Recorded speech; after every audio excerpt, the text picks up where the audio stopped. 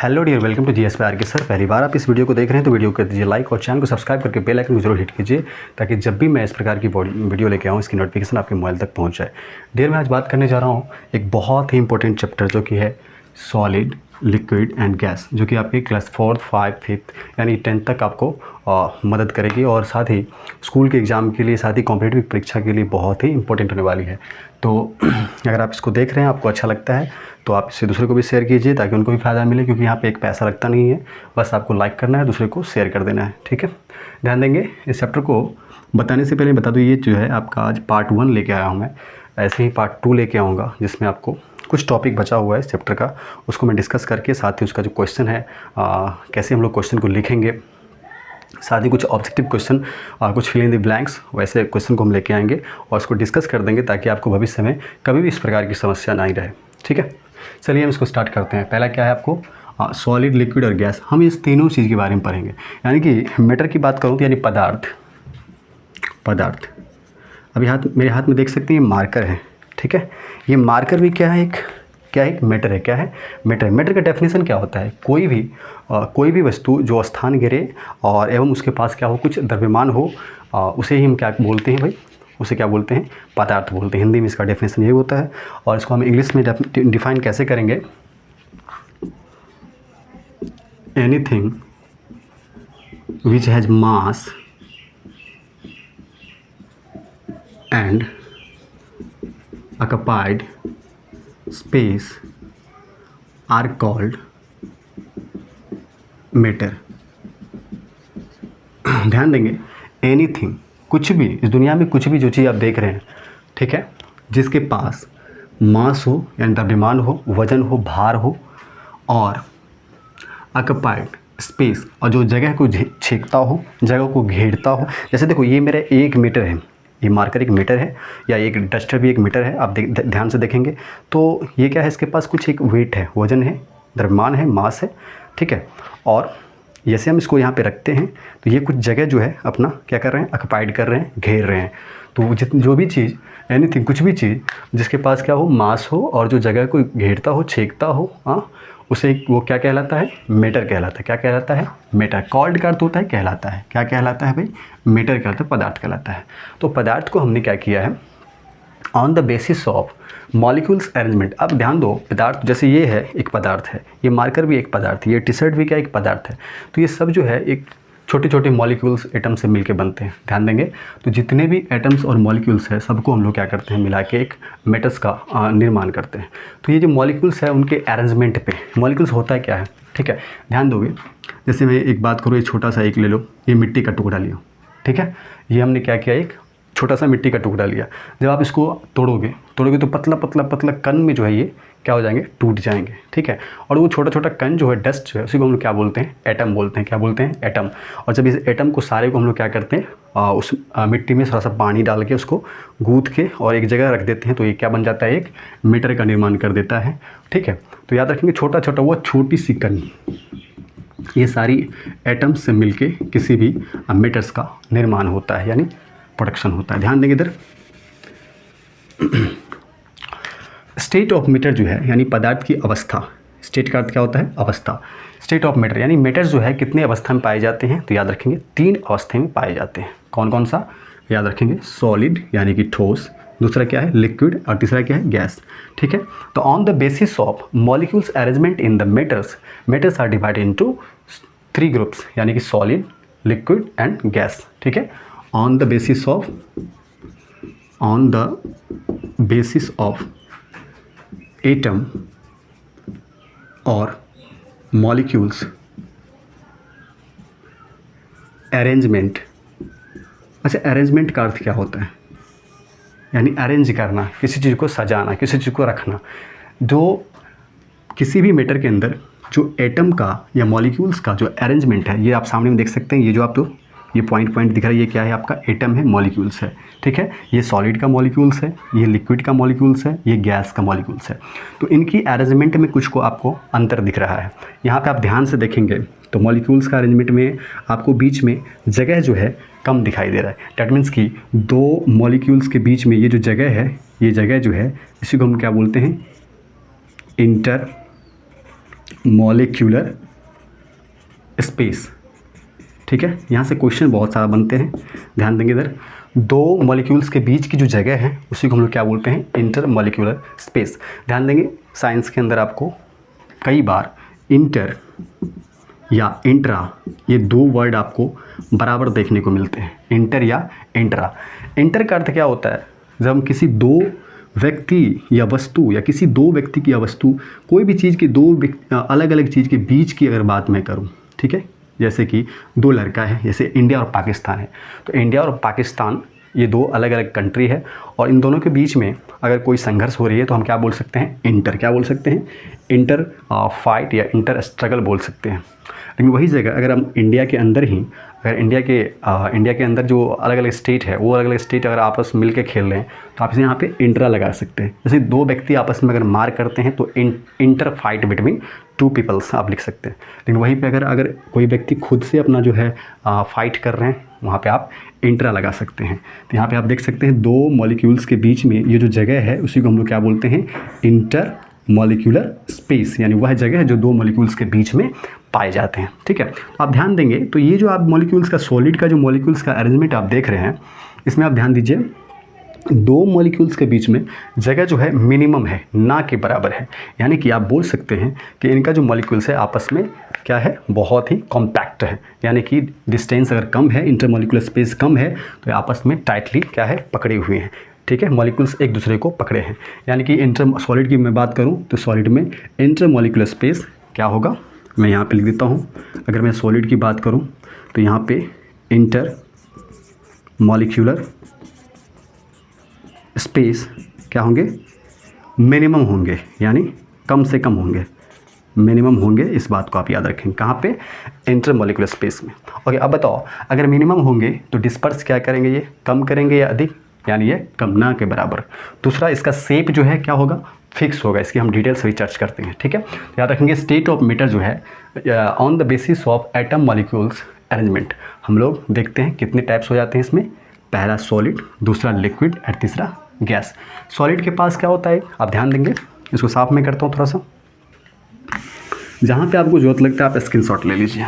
ठीक है, और इसे दोबारा अगर आप एक बार देखेंगे, रिवाइज करेंगे तो आपको पूरा क्लियर हो जाएगी।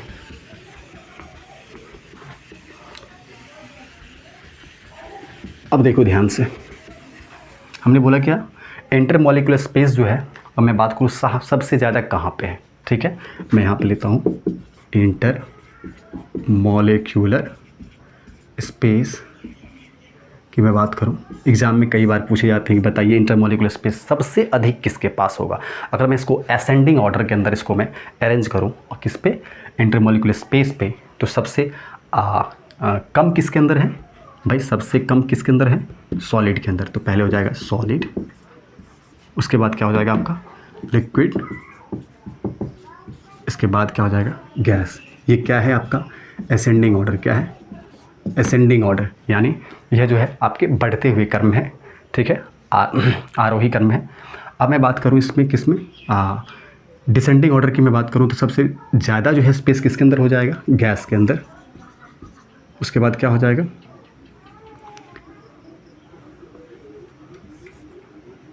सॉरी, हाँ, ये हो गया आपका असेंडिंग ऑर्डर। अब मैं इसकी डिसेंडिंग ऑर्डर की बात करूँ तो सबसे ज़्यादा जो है इंटरमॉलिक्यूलर स्पेस आप देख सकते हैं, एक मॉलिक्यूल्स यहाँ पे है, एक मॉलिक्यूल्स यहाँ पे, यानी देख सकते हैं आप गैस का जो मॉलिक्यूल्स है इसके बीच में ये जो इंटरमॉलिक्यूलर स्पेस है बहुत अधिक, यानी गैस का सबसे अधिक। उसके बाद लिक्विड का, उसके बाद क्या है आपका सॉलिड का, यानी सॉलिड का सबसे कम। मैं बात करूँ इंटरमॉलिक्यूलर स्पेस की तो ये दो ऑर्डर है, इसको आप याद रखेंगे। ठीक है, तो ये था क्या, जो मॉलिक्यूल्स का अरेंजमेंट है। अब ध्यान देना, जब आप अपने घर में अगरबत्ती आपके मम्मी या कोई भी घर में जलाती है किसी घर के किसी कॉर्नर के अंदर, तो आपको दूर से ही पता चल जाता है घर के अंदर जो है अगरबत्ती जलाया जा रहा है। ठीक है, क्यों पता चलता है, क्योंकि गैस जो है, गैस के जो इंटरमॉलिक्यूलर स्पेस है वो काफ़ी अधिक है, और जब इंटरमॉलिक्यूलर स्पेस अगर अधिक रहेंगे तो इनके मॉलिक्यूल्स फैलते बहुत स्पीड में, यानी डिस्पर्सन रेट इसका क्या है, बहुत अधिक है।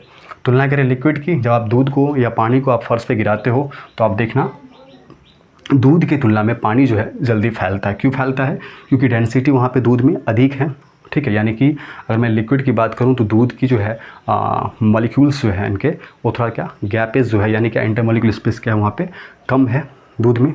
और लेकिन वही जगह पानी की मैं बात करूं तो पानी आप देखना उसमें जो क्या है इंटरमॉलिक्यूलर स्पेस क्या है अधिक है, तो वो जल्दी डिस्पर्स करते हैं। डैट मीन्स कि ये जो इंटरमॉलिक्यूलर स्पेस है ये बहुत वैल्यू रखता है। अगर मैं सॉलिड की बात करूं तो सॉलिड क्या क्या होता है बताइए तो, इसका शेप क्या होगा, फिक्स होगा। इसको मैं साफ़ कर लेता हूँ थोड़ा सा, इसका सेंसर ले लीजिए। चलिए ठीक है, टाइम कम होता है थोड़ा इसीलिए मैं जल्दी जल्दी करता हूँ, क्योंकि अगर वीडियो लंबी हो जाती है तो फिर अपलोडिंग में इशू आती है। ठीक है, इशू क्या यानी कि डाटा अधिक लेती है, तो इसीलिए मैं थोड़ा जल्दी जल्दी इसको ख़त्म करता हूँ। ध्यान दो इधर इंटरमॉलिक्यूलर स्पेस आप ध्यान से देखिए तो सबसे अधिक कहाँ पे है, तो सबसे अधिक सर यहाँ पे है। ओके, सबसे कम कहाँ पे है, सबसे कम यहाँ पे है। बीच में कौन है, लिक्विड है। डैट मीन्स कि मैं बात करूँ इसकी शेप की, सॉलिड की शेप की मैं बात करूँ, शेप का अर्थ क्या होता है भाई, आकृति। तो शेप इसका फिक्स होगा। जैसे कि मेरे हाथ में मेरी डस्टर है, ठीक है, डस्टर क्या एक सॉलिड है, क्योंकि ये देखो तो इसको हम जो है चेंज नहीं कर सकते हैं, दबा के प्रेस करके इसको हम चेंज नहीं कर सकते। डैट मीन्स इसका शेप क्या होगा, फिक्स होगा, निश्चित होगा। ठीक है, उसके बाद जो कोई इसका शेप बताओ, नॉट फिक्स। इसका भी शेप क्या होगा, नॉट फिक्स। फिक्स का अर्थ कहते हैं निश्चित। देखो इसका आकृति जो है निश्चित है, ये इसका आकृति क्या है, निश्चित है। इसका भी क्या है, फिक्स नहीं है। यानी आप वाटर की बात करो तो एक वाटर को आप ग्लास के अंदर डालो, वो ग्लास का शेप ले लेता है। ठीक है, बकेट के अंदर डालो तो बकेट का वो फॉर्म ले लेते हैं। ठीक है, और इसकी मैं बात करूँ तो इसका भी क्या है, शेप फिक्स नहीं है। ठीक है, दूसरी बात देखिए, तो एग्ज़ाम में कई बार ये चीज़ आपको ध्यान में रखना है, पूछा जाता है। आप ध्यान दीजिए, ये जो मैटर होते हैं ये क्या होते हैं, इंटरचेंजेबल होते हैं। क्या होते हैं, इंटरचेंजेबल। इंटरचेंजेबल का अर्थ क्या होता है, इंटर का अर्थ क्या होता है, अभी हम बताए थे। इंटर मतलब क्या होता है, दो वस्तु, दो व्यक्ति, दो स्थान के बीच में अगर हम जब बात करते हैं तो इंटर का इस्तेमाल करते हैं। तो इंटरचेंजेबल यानी क्या है, इसे आप क्या कर सकते हैं, एक दूसरे में बदल सकते हो। कैसे बदल सकते हो, टेम्परेचर की मदद से। किसकी मदद से, टेम्परेचर यानी क्या, टेम्परेचर को कहीं बढ़ाना है तो कहीं कम करना है, तापमान को बढ़ा के या तापमान को कम करके। ठीक है, सॉलिड को, किसी भी सॉलिड को, ठीक है, आप क्या करते हो, हीट करते हो यानी गर्म करते हो। एग्जांपल कि मैं बर्फ़ की टुकड़ा ले लूँ, आइस क्यूब ले लूँ, और उसको मैं जैसे ही हीट करता हूँ, ठीक है, गैस के फ्लेम पे जैसे हीट करूँगा तो ये किस में बदल जाता है, लिक्विड में। किस में, लिक्विड में यानी तरल के अंदर। और जब इस लिक्विड को अगर हम हीट करते हैं तो फिर किस में बदलेंगे, गैस के अंदर चेंज हो जाएंगे। किसके अंदर, गैस के अंदर। आपने देखा होगा जैसे आप लिक्विड को, यानी लिक्विड के अंदर क्या क्या आएंगे आपके, वाटर आएंगे, मिल्क आएंगे, जिसको आप क्या करते हो, गर्म करते हो, तो आपने देखना वेपोराइजेशन प्रोसेस। इस प्रोसेस को हम लोग क्या बोलते हैं, vaporisation process. When the liquid is change into gas by the process of heating. अगर हीटिंग प्रक्रिया के माध्यम से आप लिक्विड को अगर गैस में बदलते हैं तो ये प्रोसेस पूरा क्या कहलाता है, वेपोराइजेशन प्रोसेस कहलाता है। क्या कहलाता है, वेपोराइजेशन प्रोसेस। वेपोराइजेशन प्रोसेस के अंदर हम इसको लिखेंगे अभी भी। वेपोराइजेशन प्रोसेस के अंदर क्या होता है, लिक्विड जो है गैस के अंदर बदल रहा है। कैसे, हीट करके, कैसे, गर्म करके। आपने देखा होगा जैसे पानी को आप गैस के फ्लेम पे चढ़ा देते हो, स्टोव पे चढ़ा देते हो, और पानी को जैसे ही आप क्या करते हो, गर्म करते हो, तो ये किस में बदल जाता है, भाप में, यानी गैस में बदल जाता है, वेपर में बदल जाता है। और वो सारा लिक्विड किस में बदल जाता है, गैस में, यानी तरल जो है किस में, गैस में बदल जाते हैं।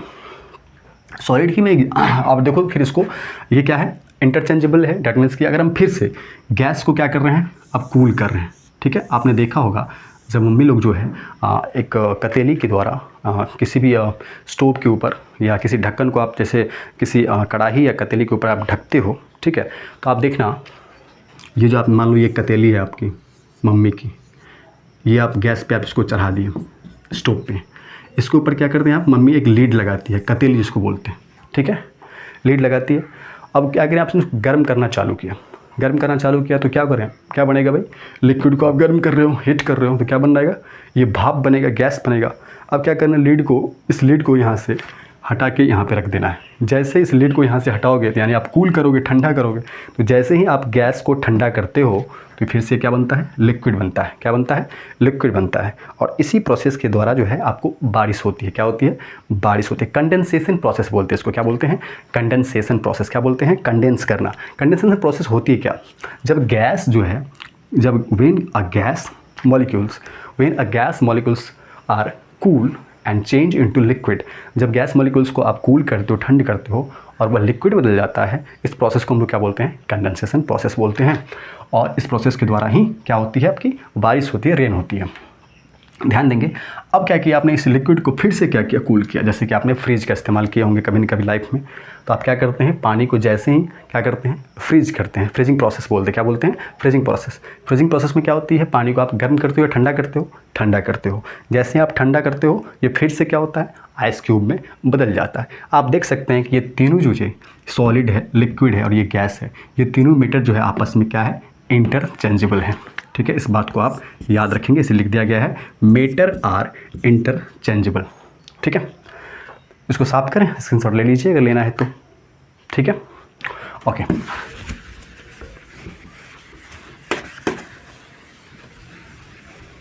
हमने अभी 2-3 प्रोसेस के बारे में बताया। क्या क्या? वेपोराइजेशन, कंडेंसेशन, है ना, हीटिंग, उसके बाद क्या था? फ्रीजिंग। अभी ध्यान देंगे।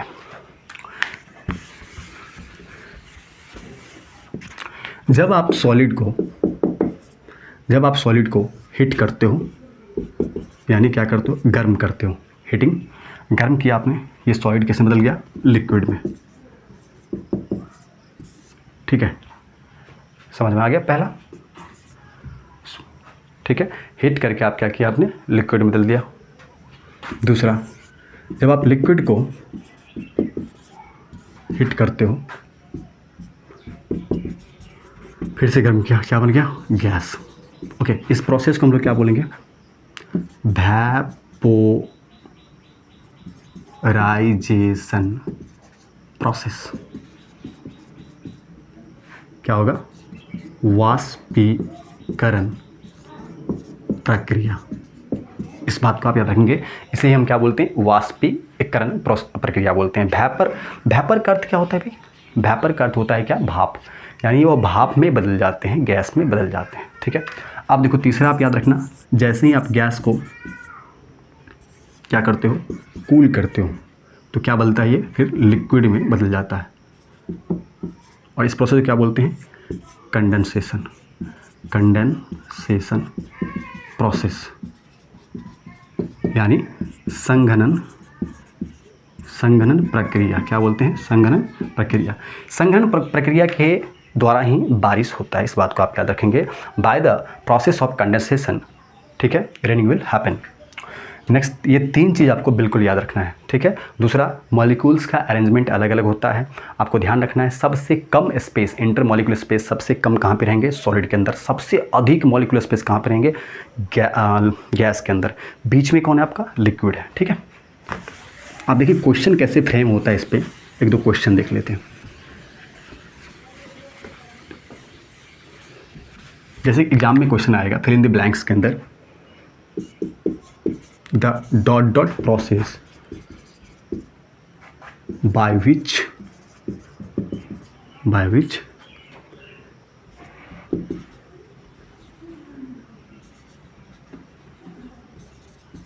gas will change into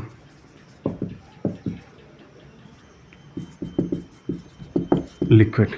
अब बच्चे क्वेश्चन देख के अपना ये गुम हो गया। द डॉट प्रोसेस यानी खाली स्थान वह प्रक्रिया है जिसके द्वारा जो है गैस जो है किस में बदल जाएंगे? लिक्विड के अंदर बदल जाएंगे। ये हमने बताया था। कौन सा प्रोसेस है? कंडेंसेशन प्रोसेस, यानी संघनन प्रक्रिया। यही प्रोसेस है जिसके द्वारा जो है, तो ये कुछ क्वेश्चन थे।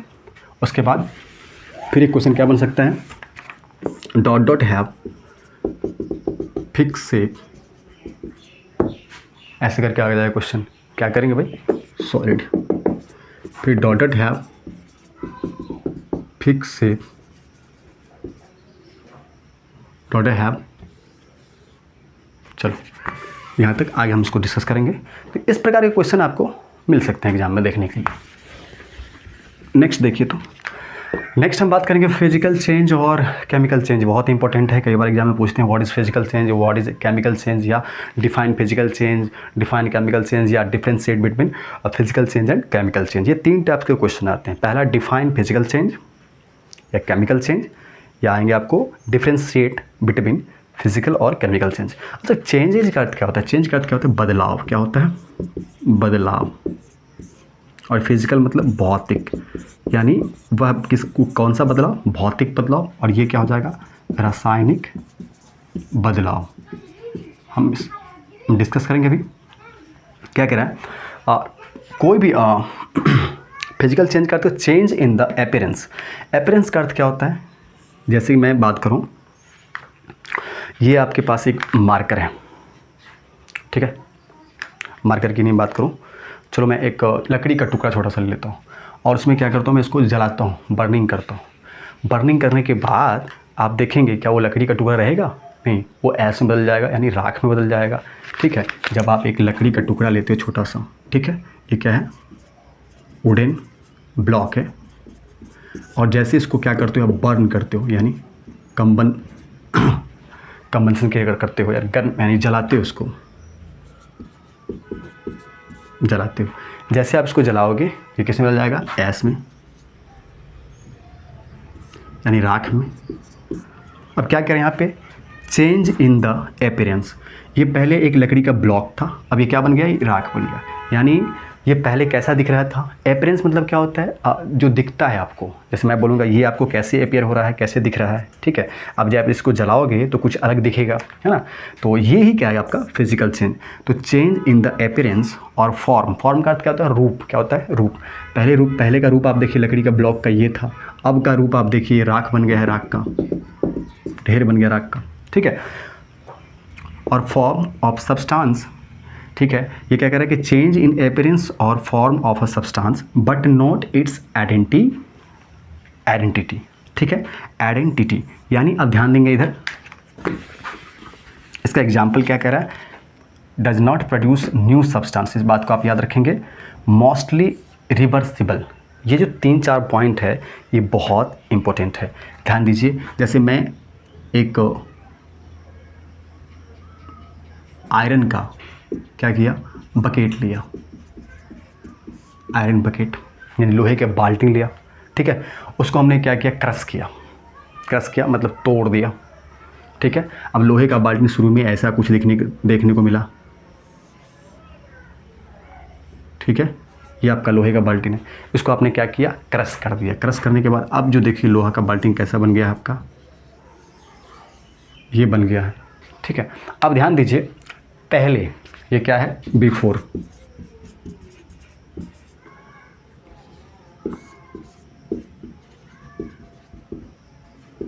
Crushing, before and after.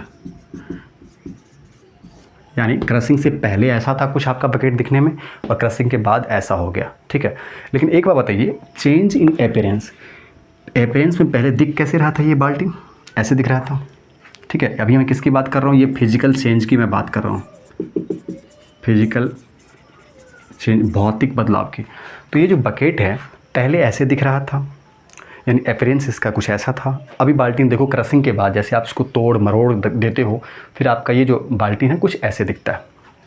तो इनके फॉर्म में और इनके अपीयरेंस में तो बदलाव ज़रूर आया है फिजिकल चेंज के अंदर, लेकिन नॉट इट्स आइडेंटिटी। आइडेंटिटी का अर्थ क्या होता है? पहचान।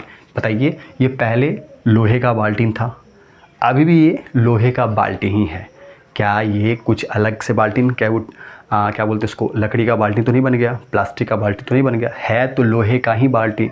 केवल इसका फॉर्म यानी रूप में बदलाव हुआ है, ठीक है। इसको हमने क्रश करके उसको टेढ़ा मेढ़ा कर दिया है, रूप दिखने में आपको या रूप में बदलाव हुआ है। इनके आइडेंटिटी में बदलाव नहीं हुआ है। किसके अंदर? फिजिकल चेंज के अंदर। आप इस बात को बिल्कुल याद रखेंगे, ऑब्जेक्टिव क्वेश्चन के अंदर बहुत ये हेल्प करेगा। उसके बाद क्या आपका? Does not produce new substance.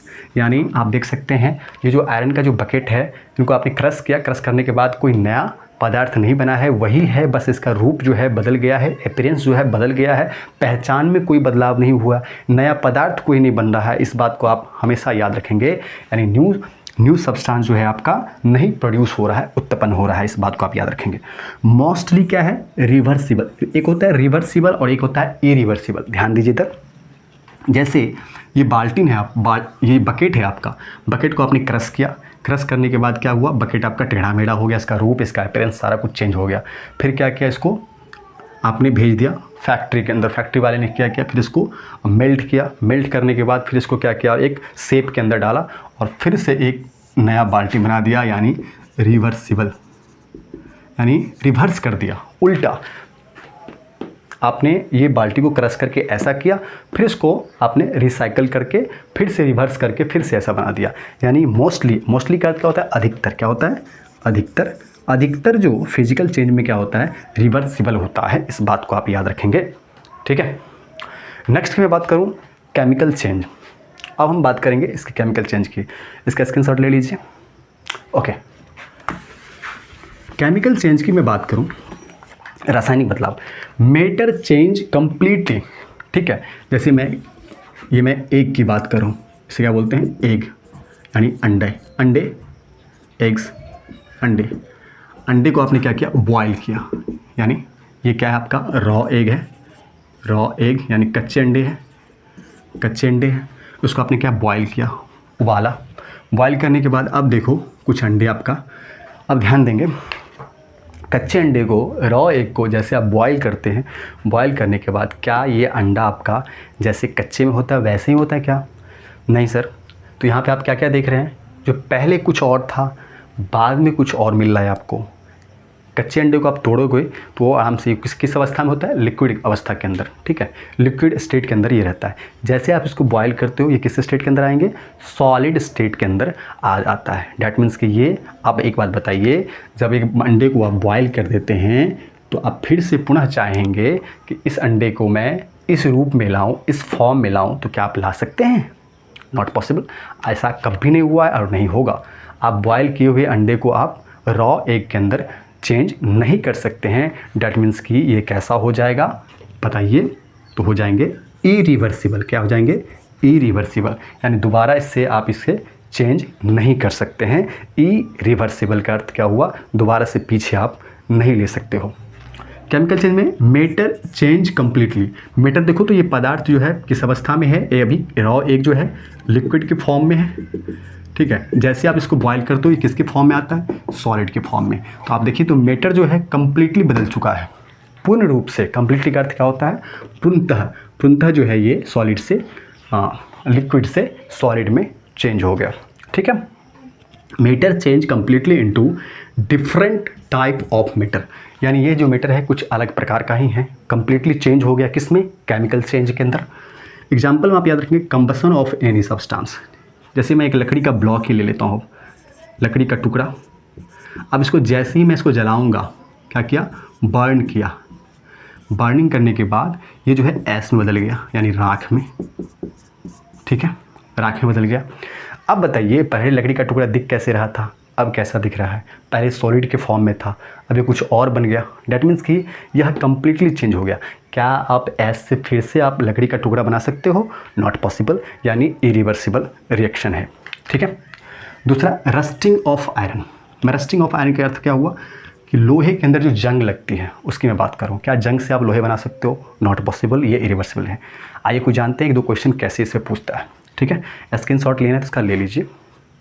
ये क्या है, बॉयल एग,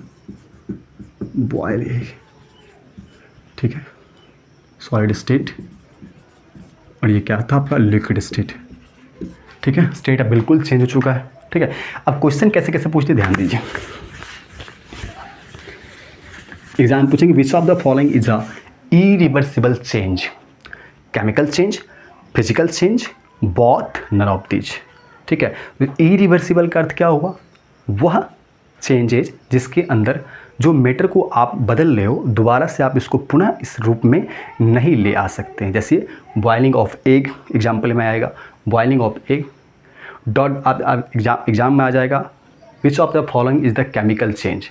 उसमें बॉइलिंग ऑफ एग आएगा एक ऑप्शन, दूसरा आप आएगा क्रशिंग ऑफ बकेट्स। तो कौन ऑप्शन सही हो जाएगा? बॉइलिंग ऑफ एग जो है आपका केमिकल चेंज है। इस बात को आप हमेशा याद रखेंगे, ठीक है।